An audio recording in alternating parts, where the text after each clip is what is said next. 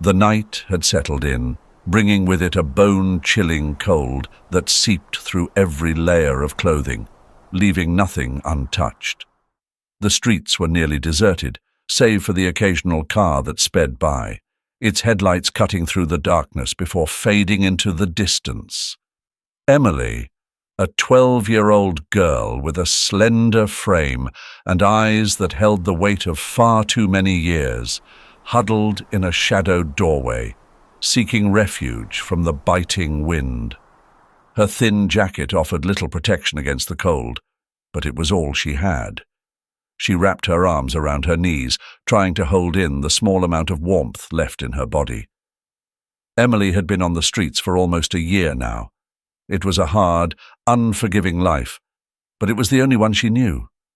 The world was a vast, indifferent place, and she was just one small girl trying to survive another night. She pulled her hood lower over her face, trying to disappear into the fabric, wishing she could vanish completely. The streetlights cast long, eerie shadows across the ground, and the silence was only broken by the occasional rustle of wind through the empty streets. As she sat there, her stomach growling in protest of another day without food, Emily's mind drifted to the past. She tried to push the memories away, memories of a time when she had a home, a mother who cared for her, and a life that, although simple, was filled with warmth and love. But those days were gone, lost in the blur of abandonment and the cold reality that had become her existence. Suddenly, a sound pierced the night, sharp and unexpected.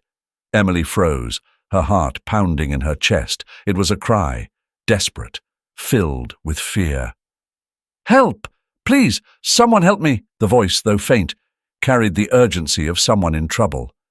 Emily hesitated, her instincts warning her to stay put. The streets were dangerous, especially at night, and she had learned the hard way that caution was often the difference between safety and harm. But something in that voice, so broken, so desperate, stirred a feeling deep within her.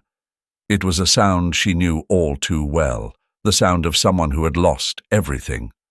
With a resolve that surprised even herself, Emily pushed herself up from her spot and stepped into the cold night.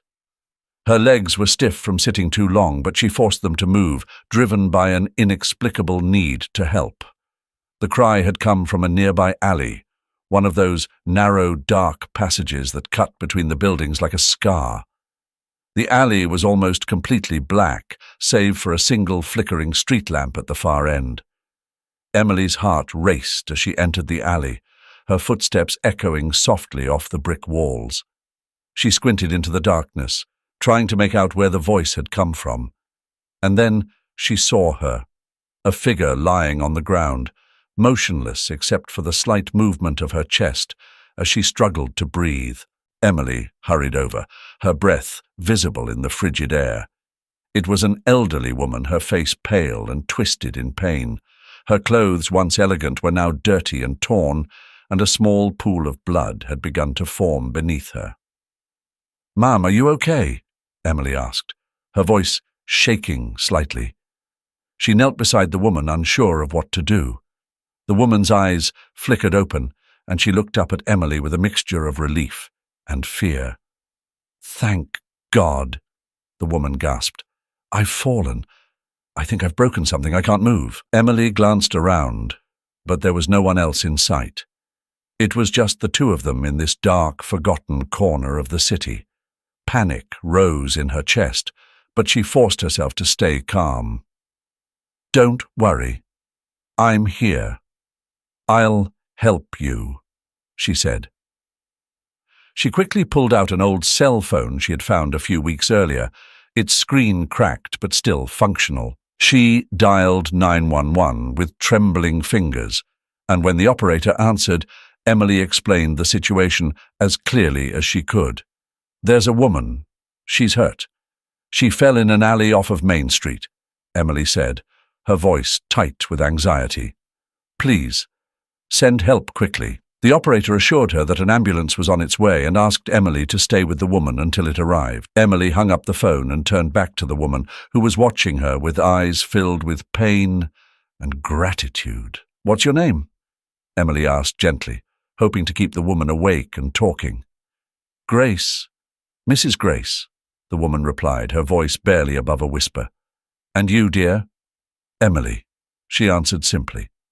"Emily," Mrs. Grace repeated, a faint smile touching her lips despite the pain. "Thank you for stopping, for helping me. You're a good girl." Emily looked down, feeling a mix of emotions she couldn't quite place. "I couldn't just leave you here," she said quietly. The fluorescent lights of the hospital cast a cold, sterile glow over the hallway as the gurney carrying Mrs. Grace was wheeled into the emergency room. Emily followed close behind, her small frame almost swallowed by the oversized coat she wore. The stark whiteness of the walls contrasted sharply with the dark, worn clothing Emily had become accustomed to during her time on the streets. The antiseptic smell of the hospital filled the air, a sharp reminder that this place was far removed from the grimy alleys she called home. A nurse gently ushered Emily to a chair in the waiting area, offering her a weak smile before disappearing behind the heavy doors that led to the examination rooms. Emily sat there, her hands clasped tightly in her lap, her heart pounding with the uncertainty of what lay ahead. She had been in hospitals before, but never under circumstances like this. This time, she wasn't the patient, and for some reason, that made it all the more frightening. Time passed slowly, each minute dragging on as Emily stared at the linoleum floor, tracing the patterns in the tiles with her eyes. The waiting room was quiet, save for the occasional beep of a distant monitor or the soft murmur of voices from behind closed doors. It was a place suspended between hope and despair, where lives were changed in an instant. Eventually the doors swung open and a doctor stepped out, his expression unreadable. He approached Emily, kneeling down so that they were at eye level. "Mrs. Grace is stable," he said gently. "She's had a rough fall and her hip is broken, but she's going to be okay. We've admitted her for surgery, and she'll need to stay here for a while to recover." Relief washed over Emily, but it was quickly replaced by a familiar sense of dread. "What now?" she wondered. "What happens to me?" As if reading her thoughts, the doctor continued, "She's asked to see you, Emily. Come with me." Emily followed him down the long, echoing hallway until they reached a small, private room. Mrs. Grace lay on the bed, her face pale against the stark white sheets. But she managed to smile when she saw Emily. The old woman's eyes were tired, yet they sparkled with something that Emily couldn't quite place. Hope, perhaps, or maybe just gratitude. "Emily," Mrs. Grace said, her voice soft but steady. "Come, sit with me." Emily hesitated for a moment before crossing the room and sitting in the chair beside the bed. She had no idea what to say. She was used to keeping her thoughts to herself, to hiding behind silence because it was safer. But here, with this woman who had looked at her with nothing but kindness, she found herself wanting to speak, to share the parts of her life that she had buried deep inside. "Thank you for staying," Mrs. Grace said, her hand reaching out to gently touch Emily's. Her fingers were cold, and Emily instinctively covered them with her own, offering what little warmth she had. "I know you didn't have to. Most people wouldn't have." "It was nothing," Emily murmured, looking down at her hands. "You needed help. I just did what I could." Mrs. Grace nodded, a small, approving smile on her lips. "You did more than most, Emily. I can see that you're a good person, even if life hasn't always been kind to you." Emily didn't know how to respond to that. Compliments were foreign to her, and she wasn't sure she deserved them. But there was something in Mrs. Grace's tone, something genuine, that made her want to believe the words were true. "I don't have anyone," Emily said quietly, surprising herself with the admission. "No family, No friends. It's just me out there. Mrs. Grace's eyes softened, and she squeezed Emily's hand gently. You're not alone now, dear. Not anymore. She paused, as if weighing her next words carefully. I want you to stay with me, here at the hospital, until I'm well enough to go home. And after that, we'll see. Emily looked up, her heart racing. Stay with you? Why? Because I think we both could use someone in our lives, Mrs. Grace said simply. Someone to look out for, someone to care about. You've already done so much for me, Emily. Let me do something for you in return. The offer was tempting, more than anything Emily had ever imagined, but it also terrified her.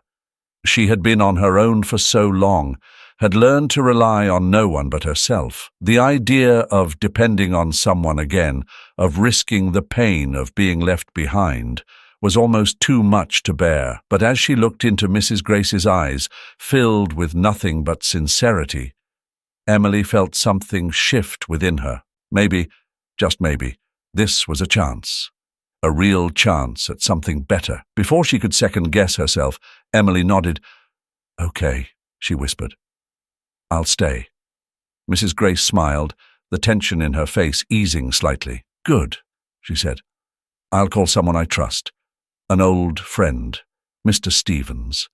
He's a lawyer. The days in the hospital seemed to stretch endlessly, each hour marked by the soft beep of monitors and the shuffle of nurses' shoes against the cold tile floor. Emily had never been in one place for so long since she'd been on the streets, and the stillness was unsettling. She found herself restless, pacing the small room where Mrs. Grace lay recovering from her surgery. The old woman's strength was returning, slowly but surely, and with it came a deepening bond between the two of them.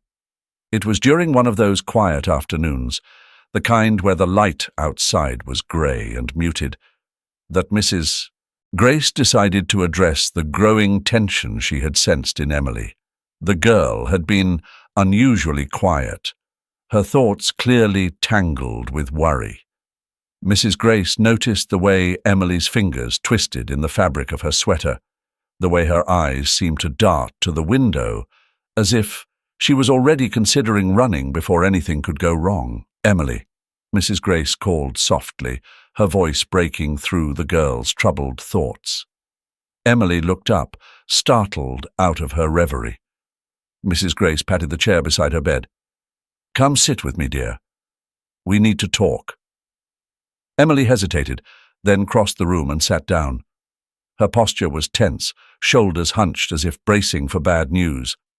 Mrs. Grace smiled gently, trying to put her at ease. I've been thinking, Mrs. Grace began, her tone measured, about what happens next. I don't want you to worry, Emily, but we need to plan for the future. Emily's eyes widened slightly, and she bit her lip. What do you mean? She asked, her voice barely above a whisper. Before Mrs. Grace could respond, the door to the room swung open, and Mr. Stevens stepped inside.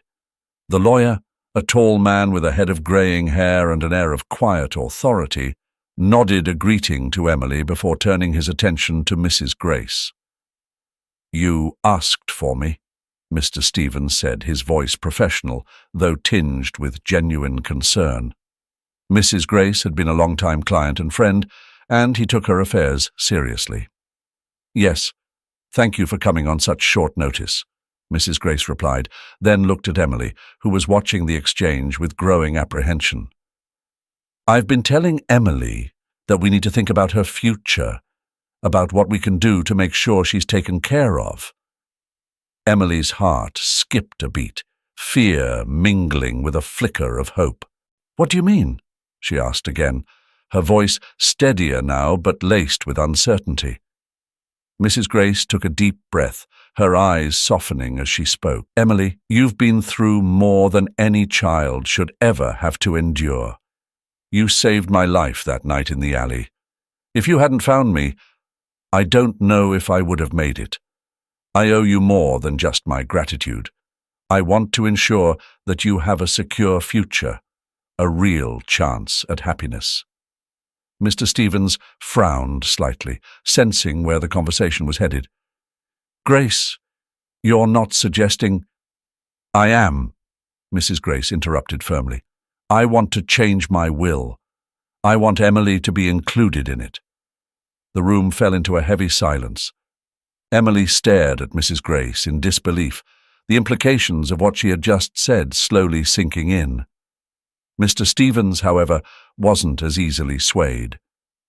"Grace," he began, his tone gentle but resolute, "this is a serious decision. You can't make such changes lightly. There are legal complexities to consider, and you barely know this girl."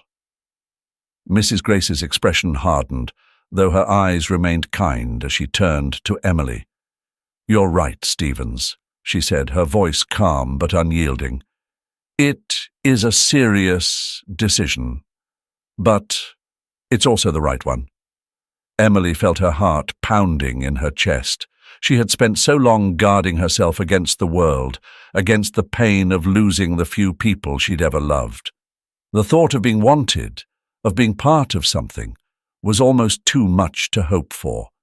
But she couldn't help the doubt that crept in. What if this was just another dream that would be snatched away? "Mrs. Grace," Emily began, her voice trembling with uncertainty, "you don't have to do this for me. I've survived this long. I can keep going." Mrs. Grace shook her head slowly, a sad smile on her lips. "You shouldn't have to just survive, Emily. You deserve more than that. You deserve a life with love and security, and I'm in a position to help give that to you." Mr. Stevens still looked unconvinced, though he could see the sincerity in Mrs. Grace's eyes. "Even so, Grace," he said carefully, there are risks. Emily's situation is complicated. She's been living on the streets. She has no documented guardians, and the legal system can be unkind.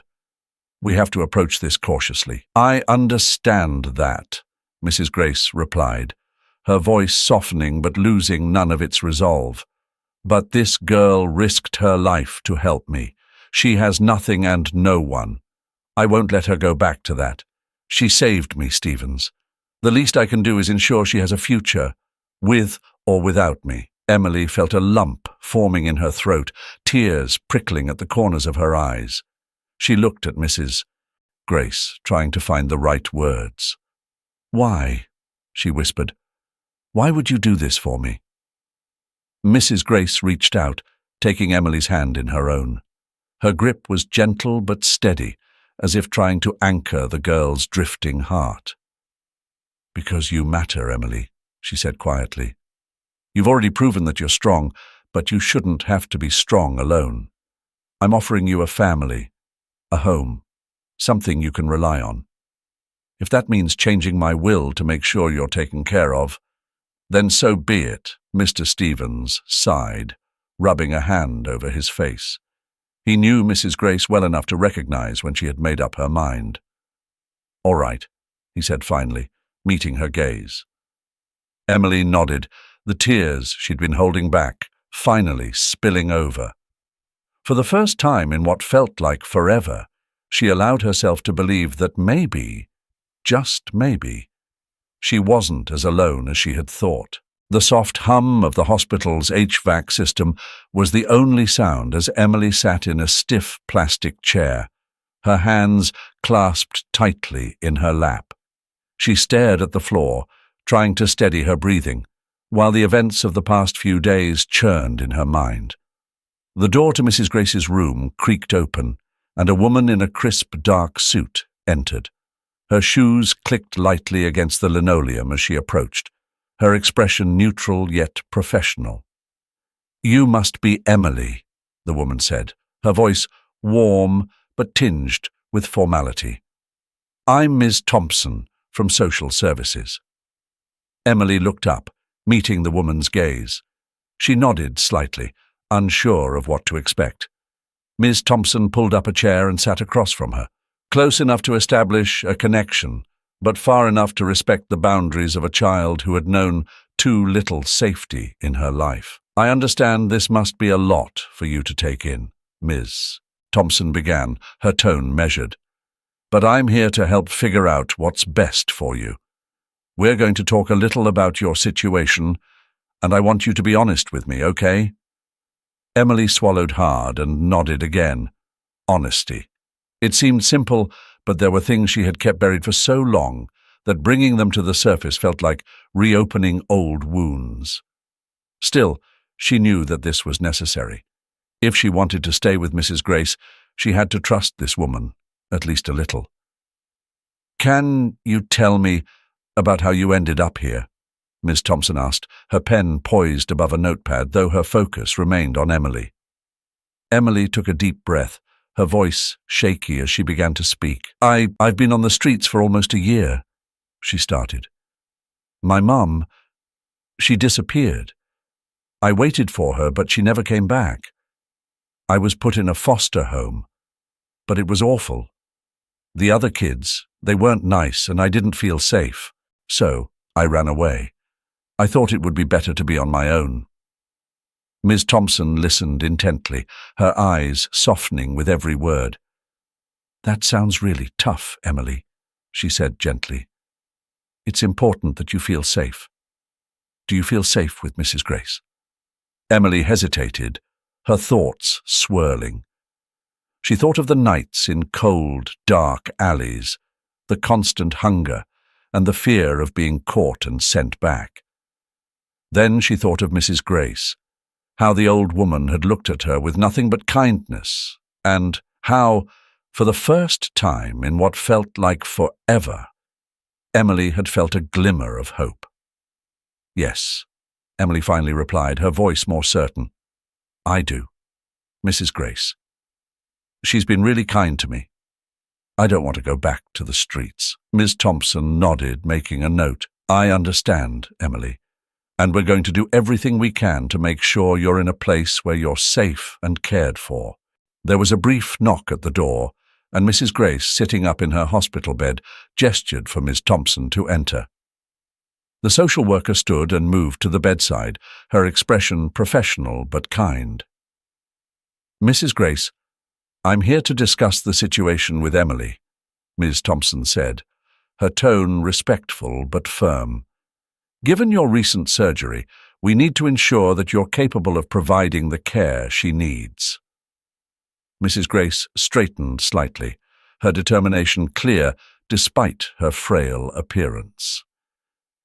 "Ms. Thompson, I appreciate your concern, but I want you to know that I'm fully committed to Emily's well-being.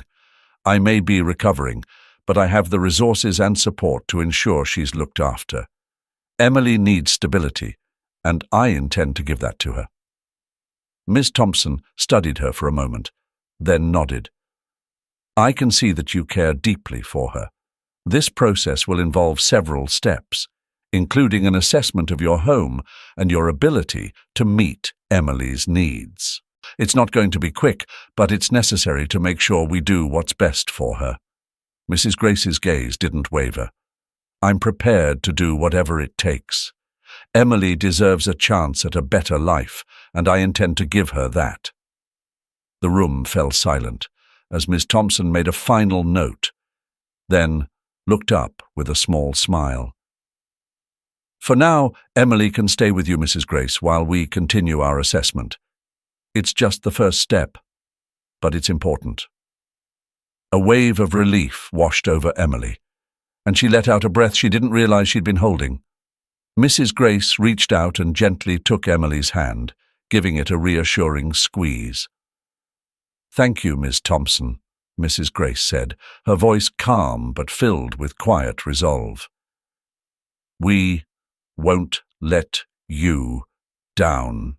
As Miss Thompson left the room, Emily felt a fragile but growing sense of security. The days passed slowly in the hospital, marked by the rhythmic ticking of the clock on the wall and the soft murmurs of nurses in the hallway. Emily spent most of her time in Mrs. Grace's room, the two of them growing accustomed to each other's company. The initial awkwardness began to dissolve, replaced by a tentative yet genuine connection. They spent their afternoons talking or sometimes just sitting together in comfortable silence. Mrs. Grace would often recount stories from her past, memories of her late husband, tales of travels to places Emily could only dream of, and small, personal anecdotes that made Emily feel like she was being let into a world she had never known.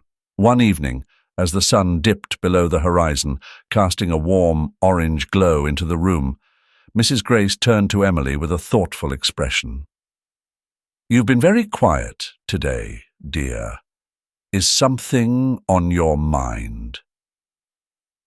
Emily looked up from the book she had been pretending to read, her thoughts far from the words on the page. "It's just everything," she admitted, her voice barely audible. "I'm scared, Mrs. Grace. I don't know what's going to happen to me." Mrs. Grace nodded slowly, understanding the weight of those words. "I can't promise you that everything will be easy," she said gently, "but I can promise you that you won't have to face it alone. We're in this together, Emily." Emily swallowed hard, fighting the familiar lump in her throat. What if they don't let me stay? What if they decide I have to go back? "We'll deal with that if it comes," Mrs. Grace replied, her tone firm yet reassuring. "But you should know, Mr. Stevens is working hard to make sure that doesn't happen. He's a good man, and he knows the law better than anyone." As if on cue, there was a knock on the door, and Mr. Stevens stepped into the room, his presence as calm and steady as ever. He carried a folder under one arm and greeted both of them with a nod. "I hope I'm not interrupting," he said, glancing between them. "Not at all, Mr. Stevens," Mrs. Grace said warmly. "We were just talking about you, in fact. How are things progressing?" Mr. Stevens took a seat in the chair opposite Emily, his expression serious but not unkind. "We're making progress," he said, setting the folder on the table. "I've been in touch with the relevant authorities, and we're moving forward. It's going to take time, but we're on the right track." He looked at Emily, his gaze softening. "Emily, I want you to know that you have rights in this process, and it's important that you understand what's happening. If you have any questions or concerns, don't hesitate to ask. This is about your future, and you have a say in it." Emily nodded, feeling a little overwhelmed by the seriousness of his words. I don't want to go back to the way things were," she said quietly. "I want to stay here, with Mrs. Grace." Mr. Stevens smiled faintly. "We're doing everything we can to make sure you stay where you're safe and where you're cared for. Mrs. Grace and I have discussed the next steps, and we'll be preparing for the upcoming meetings with the social services. They'll want to assess everything. Mrs. Grace's health, her home, and whether it's the right place for you. It's standard procedure, but it's important that we're ready." Mrs. Grace reached over and took Emily's hand, giving it a gentle squeeze. "We'll be ready, Emily. I want you to focus on just being a kid for now. Let Mr. Stevens and me handle the rest." The reassurance in her voice was comforting, but the anxiety in Emily's chest didn't completely fade. She knew how fragile this all was, how easily things could change. But for now, she allowed herself to believe in the promise of a future that didn't involve the streets. As the evening wore on, the three of them talked more about the practicalities of the upcoming meetings, about the legal steps that needed to be taken, and about the life that Emily could have if everything went as planned. Mrs. Grace and Mr. Stevens made sure that Emily understood each part of the process, answering her questions patiently and making sure she felt included. By the time Mr. Stevens left, the room had grown darker, the last traces of sunlight fading away. Emily watched him go, feeling a strange mix of fear and hope. She wasn't used to relying on others, wasn't used to having someone fight for her. But as she turned back to Mrs. Grace, who was watching her with a kind, steady gaze, Emily thought that maybe, just maybe, she could learn to trust in the future they were building together. "We'll get through this," Mrs. Grace said softly, as if reading her thoughts. "One step at a time." And for the first time in a long time, Emily believed her. The courthouse was a world apart from the quiet calm of the hospital, its high ceilings and marble floors creating an atmosphere that felt both imposing and detached. Emily sat in a stiff wooden chair outside the judge's chambers, her small hands clutching the edge of the seat. She had been here before, in different circumstances, but the fear and uncertainty that gripped her now felt just as suffocating as it had back then. Mrs. Grace sat beside her, her presence a reassuring anchor in the sea of anxiety that churned within Emily. Despite her own nerves, Mrs. Grace maintained a calm demeanor, her gaze steady as they waited. Mr. Stevens, ever the picture of composed professionalism, stood nearby, occasionally checking his watch but saying little. When the door to the judge's office finally opened, a bailiff stepped out and nodded toward them. "You can come in now." Emily felt her heart skip a beat as she rose to her feet, her legs suddenly feeling unsteady. Mrs. Grace placed a gentle hand on her shoulder, guiding her forward. "It'll be all right, Emily," she whispered. "Just be yourself." The judge's chambers were a stark contrast to the intimidating corridors outside. The room was smaller, more intimate, with bookshelves lining the walls and a large wooden desk at the center. Behind the desk sat Judge Harris, an older man with thinning grey hair and a pair of wire-rimmed glasses perched on his nose. His expression was serious, but not unkind, as he motioned for them to take a seat. "Thank you for coming," Judge Harris began, his voice even and measured. "We're here today to discuss the petition for adoption filed by Mrs. Grace on behalf of Emily. This is a sensitive matter, and I want to assure you that my primary concern is Emily's well-being." Emily's heart pounded in her chest as she sat down, Mrs. Grace to her right and Mr. Stevens to her left. The judge's eyes settled on Emily first, his gaze searching but not harsh. "Emily," he said gently, "I know this must be difficult for you, but I need to ask you some questions. It's important that I understand how you feel about all of this." Emily nodded, her throat dry. "I understand," she managed to say, though her voice was barely above a whisper. Judge Harris leaned forward slightly, his tone softening. "Can you tell me about your life with Mrs. Grace? How do you feel about living with her?" Emily hesitated, searching for the right words. "She's been really good to me," she began slowly. "She makes me feel safe. I didn't have that before. I was on my own for so long, and it was scary. But with Mrs. Grace, I feel like I finally have a place where I belong." The judge nodded thoughtfully, his gaze shifting to Mrs. Grace. "Mrs. Grace, I understand that you've been recovering from surgery recently. How are you feeling, and do you believe you're capable of providing the care that Emily needs?" Mrs. Grace straightened in her seat, her voice steady and resolute. "Your Honor, I won't pretend that I'm not still recovering, but I am more than capable of caring for Emily. I have the means and the support to ensure she has everything she needs. What she needs most, though, is stability and love, and I am fully committed to giving her that."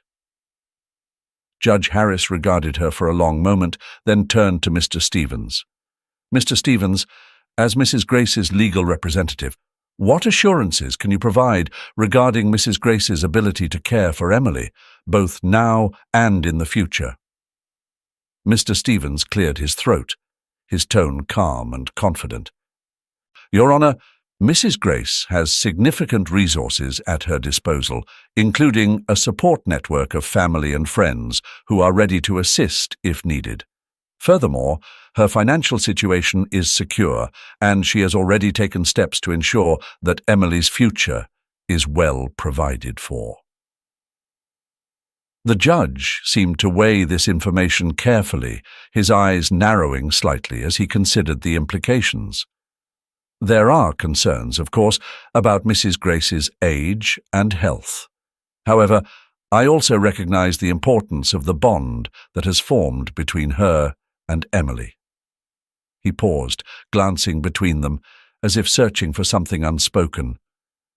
Mrs. Grace, Emily, do you both truly believe that this arrangement is what's best for Emily's future? Mrs. Grace looked at Emily, her expression full of quiet determination. Yes, Your Honor, I believe that with all my heart. Emily and I need each other. Emily felt a surge of emotion rise in her chest, a mix of fear and hope intertwining. I don't want to go back, she said, her voice trembling slightly. Please, let me stay with Mrs. Grace. I've never felt safer than I do with her. Judge Harris took a deep breath, his expression softening. Given the circumstances and the clear bond between you, I'm inclined to grant a temporary approval for Emily to remain with Mrs. Grace while we complete the full assessment. This isn't a final decision, but it's a step in the right direction. Relief flooded through Emily as she heard the judge's words, a small victory in what felt like an endless battle. Mrs. Grace squeezed her hand gently, a silent promise that they would face whatever came next together. Judge Harris stood, signaling the end of the meeting. We'll reconvene once the assessments are complete. Until then, I wish you both the best. The days at Mrs. Grace's house had begun to settle into a kind of rhythm, but even as Emily started to feel the warmth of a home again, there were nights when the past crept in like an unwelcome visitor. It was on one such night, the house silent and the world outside blanketed in darkness, that Emily lay awake, the memories flooding back with a force she couldn't control. She had hoped they would fade with time, that the nightmares would eventually stop, but they didn't. The image of her mother's face, worn, tired, but somehow still hopeful, was etched into her mind. The nights of waiting, the hours spent staring at the door, willing it to open and for everything to be all right again, haunted her. Emily turned over in bed, staring at the ceiling. She had never told Mrs. Grace the full story, never shared the weight of the pain she carried. But tonight, it was too much.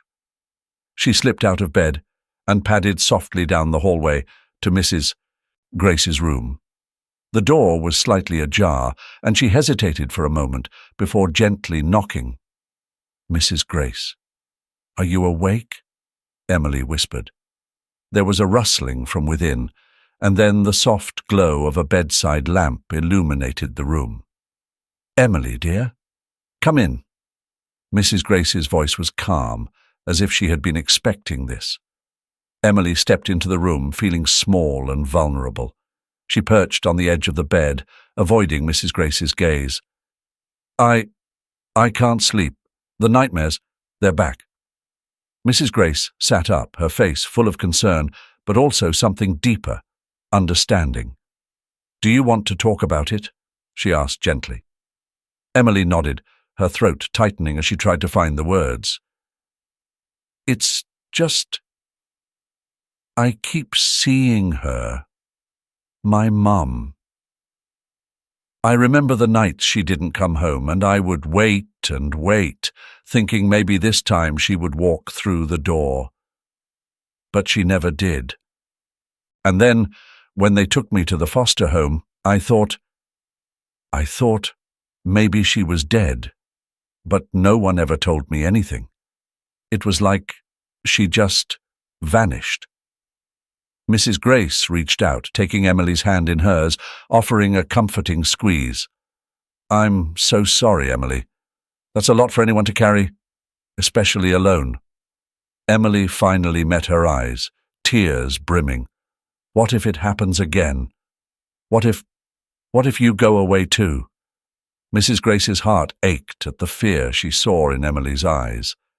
She had promised herself she would never let this child feel abandoned again. "Emily," she said firmly, "I can't promise that life won't throw challenges our way, but I can promise you this. I'm not going anywhere. We're in this together, and I will fight with everything I have to make sure you never have to go back to that life." Emily nodded, the tears slipping down her cheeks, a mix of relief and lingering fear. "I want to believe that. I do.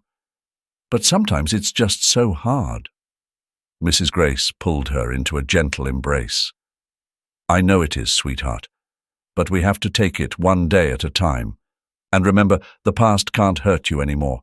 It's part of you, but it doesn't have to define your future." As they sat there, the soft hum of the night around them, there was a knock at the front door, a sound that made Emily tense instantly.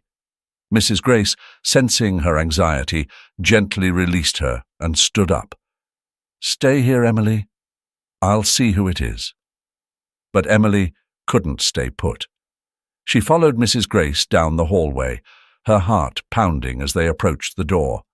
When Mrs. Grace opened it, they were greeted by a woman from social services, a stern expression on her face. "Mrs. Grace," the woman said, her tone formal, "I'm here to discuss some concerns we've received regarding Emily's placement with you. There are questions that need answers, and I'm afraid we'll have to conduct a more thorough investigation." Emily felt a cold wave of fear wash over her, her worst nightmare seeming to take shape right before her eyes. Mrs. Grace, however, didn't flinch. She squared her shoulders, a steely resolve in her voice. "Of course. But let me assure you, I will do whatever it takes to keep Emily safe and secure here with me." The social worker gave a curt nod. "I'll need to speak with you more about this in the coming days." After she left, the house fell into an uneasy silence. Mrs. Grace turned to Emily, seeing the fear in her eyes. "We'll face this, Emily. We're not alone in this fight." The following days saw an outpouring of support from Mrs. Grace's old friends and neighbors, rallying around them with letters of support, offers of help, and the kind of community spirit that bolstered their determination. Emily began to see that maybe, just maybe, there was a future here worth fighting for, one where she could finally let go of the past and embrace the life she had always longed for. The late afternoon sun cast a warm, golden light through the windows of Mrs. Grace's home, filling the room with a gentle glow that made the space feel even more like a sanctuary. Mrs. Grace sat in her favorite armchair, a small quilt draped over her legs.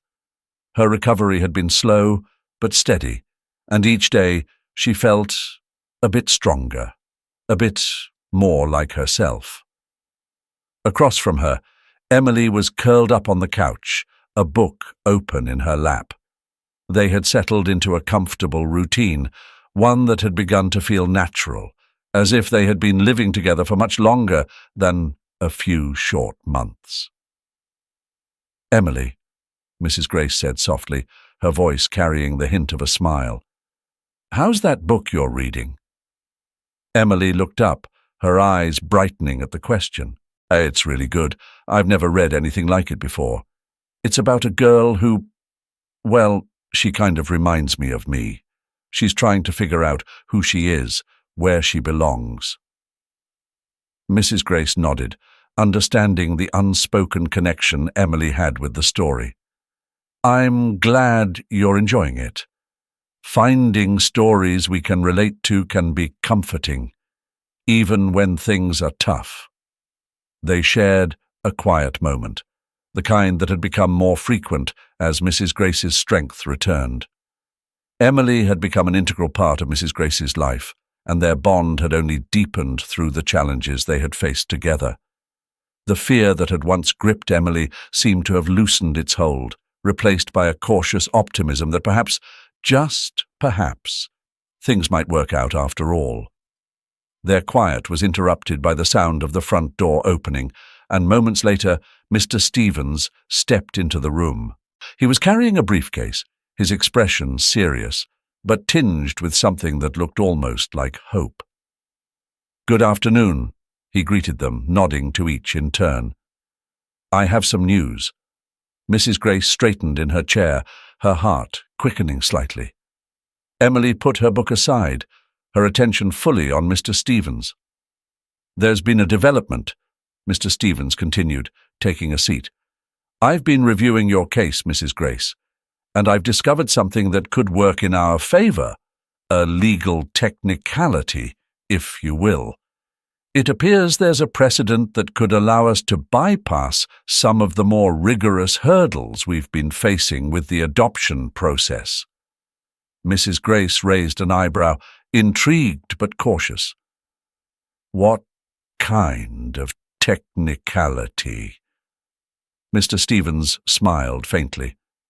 "In cases where a strong bond has already been established between the child and the guardian, and where the guardian's resources and support network are well documented, the courts can expedite the adoption process. Given your situation and the community support you've garnered, I believe we have a strong case to argue for this."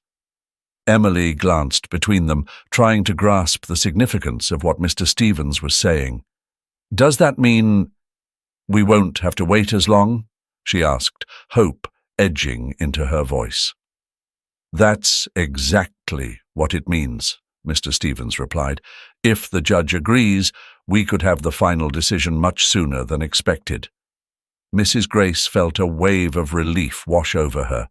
The thought of being able to finalize the adoption, to make Emily's place in her life permanent and secure, was almost too good to be true. "And you think the judge will go for it?" she asked, her voice steady but laced with anticipation. "I'm confident," Mr. Stevens said. "We've done everything right, and you've shown that you're fully capable of providing for Emily. I've scheduled a final meeting with the judge and the social services representatives. This could be the breakthrough we've been waiting for." The day of the final meeting arrived with a mix of nerves and quiet determination. Emily dressed carefully, choosing a modest outfit that Mrs. Grace had helped her pick out, wanting to make a good impression. Mrs. Grace, still recovering but determined, walked beside her as they entered the courthouse with Mr. Stevens. In the judge's chambers, the atmosphere was tense, but not unfriendly. Judge Harris, the same judge who had heard their case previously, sat behind his desk, his expression thoughtful. Beside him were two representatives from social services, their faces unreadable as they reviewed the documents before them.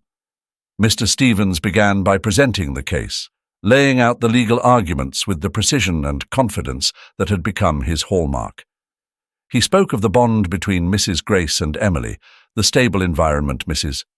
Grace had provided, and the overwhelming support from the community.